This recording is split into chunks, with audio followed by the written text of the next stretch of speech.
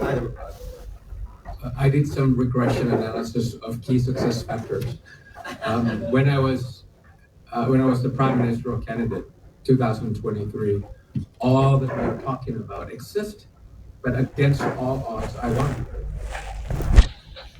And the key success, That was the electoral. the electoral vote, and then the key success factor that we, all the districts that I had run, maybe like 800 districts combined using all these data, voting turnout is number one. No matter how poor the candidate, no matter how strong the competitor, no matter how much they do gerrymandering, no matter how they cancel the debates and the media, as long as people haven't lost the hope and showed up to the ballot to vote. If it's 70%, we wouldn't. If it's lower than 70%, no matter how strong the candidate, no matter how old the competitor, or used as the competitor, the incumbent, we lose. So because your question asks for the priority. Yeah. For me, if we are to return to democracy or improving the health of democracy, it has to be voting turnout.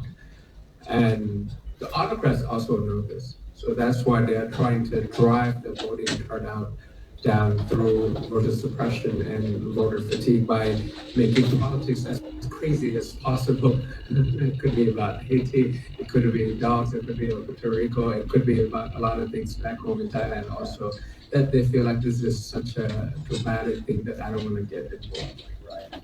But if the voting turnout is, so it has to be voter mobilization and engagement strategy, talking Kennedy term. Yeah. So those would be two things that can respond to all the pessimism that we had talked about in the first part of this panel.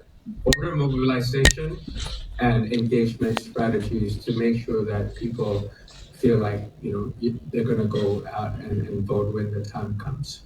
But for the autocrats, they will make sure that 78% that I had that opportunity to go against all odds and beat all the techniques that they had thrown against me.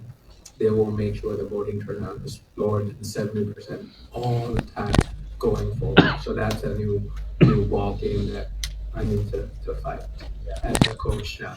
Not as a player. I'm going to respond in Freddie's voice to you a little bit and say, look, I thought it was elections too at voter turnout, but we won the last one, and they just decided to ignore it. So how would you respond to that? Is like, even if you get the 70%, even if it's a decisive win, they're just going to ignore it. So I want to be Venezuela. So it's the same for me. So I won that election. Yeah, I form a comfortable coalition of 312 out of 500. So in any parliamentary system, if you have 312 as a government, it's pretty strong. And I got blocked by the appointed senators.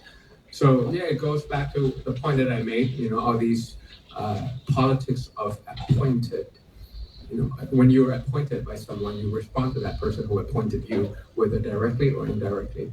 So that's why if we win the election by a comfortable majority next time, my goal is to have 20 million voters for the new party, the reincarnated party 3.0, under 2.0. So we got 14, not enough.